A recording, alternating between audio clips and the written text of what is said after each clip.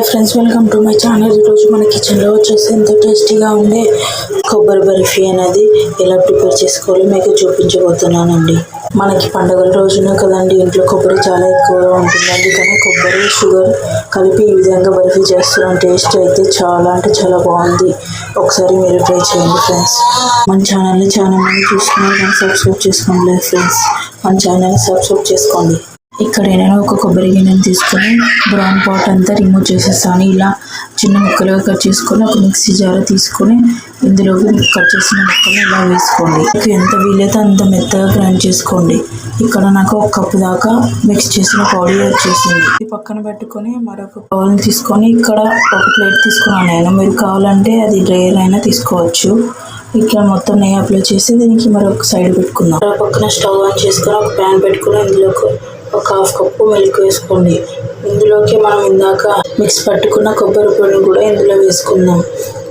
ఇలా వేసి బాగా కలపండి.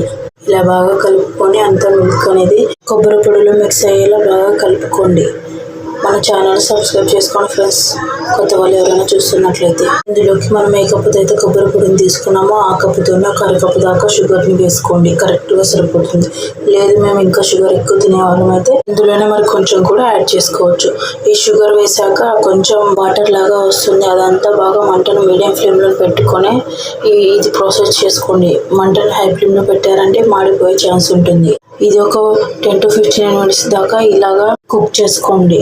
మంటను మాత్రం మీడియం ఫ్లేమ్లో పెట్టుకొని కుక్ చేసుకోండి. చూసారా అంతా ఇలా దగ్గరకు వచ్చేసిందో, ఇలా ప్యాన్ నుంచి సపరేట్ అయిపోయింది కదా. ఇందులోకి ఒక టీ స్పూన్ అంతా నెయ్యిని యాడ్ చేసుకుందాం. నెయ్యి యాలకుల పొడినైనా వేసుకోవచ్చు. నేనైతే స్కిప్ చేస్తున్నాను. మా పిల్లలు యాలకుల పొడిని వేస్తే కొంచెం అంతగా ఇష్టపడరు, అందుకోసమని నేను స్కిప్ చేస్తున్నాను. నెయ్యి వేయడం వలన బర్ఫీ టేస్ట్ చాలా బాగుంటుంది. నెయ్యి వేసినంత బాగా కలపండి. ఇలా మొత్తం కలిసేలా బాగా కలుపుకోండి. మంటను అనేది మీడియం టు హై టు పెట్టుకుంటూ కలుపుకోండి. ఇలా బాగా కలుపుకొని ఇందాక మనం నెయ్యి రాసి పెట్టుకున్న ప్లేట్లోకి ఈ మిశ్రమాన్ని మనం వేసుకొని ఇలాగా ట్యాప్ చేయండి. బాగా మొత్తం అనేది ఇలాగా అంతా కలిపేసి పూర్తిగా చల్లారేంత వరకు పక్కన పెట్టుకోండి. మీకు లేదంటే ఫ్రిడ్జ్లో పెట్టుకొని తీసుకోవచ్చు. ఇలా చల్లారిన తర్వాత ఇలా షేప్గా కట్ చేసుకోండి. మీకు నచ్చిన షేప్లో మీరు కట్ చేసుకోవచ్చు.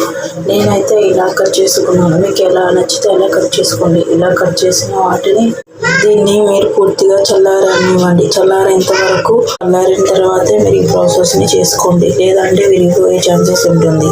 సరే బర్ఫీ అనేది ఎంత బాగా వచ్చిందో కదా. మరి ఇంకెందుకు ఆలస్యం, ఈ టిప్స్ ఫాలో అవుతూ మీరు కూడా ఒకసారి కొబ్బరి బర్ఫీ తప్పకుండా ఇలా ట్రై చేయండి. ట్రై చేసి మీరు నాకు కామెంట్ రూపంలో తెలియజేయండి. కొబ్బరి బర్ఫీ టేస్ట్ అనేది నిజంగా చెప్తున్నా చాలా అంటే చాలా బాగా వచ్చింది. ఒకసారి మీరు ట్రై చేయండి. మీ ఫ్యామిలీ మెంబర్స్ కూడా షేర్ చేయండి. వీడియో నచ్చినట్లయితే లైక్ చేయండి. మీ ఫ్రెండ్స్ ఫ్యామిలీ మెంబర్స్కి షేర్ చేయండి. మన ఛానల్ని ఫస్ట్ టైం చూస్తున్నట్లయితే సబ్స్క్రైబ్ చేసుకోండి friends. Thank you for watching. మన ఛానల్లో కొబ్బరితో బెల్లం బర్ఫీ చేసి పెట్టాను. ఒకసారి చెక్అవుట్ చేయండి ఫ్రెండ్స్.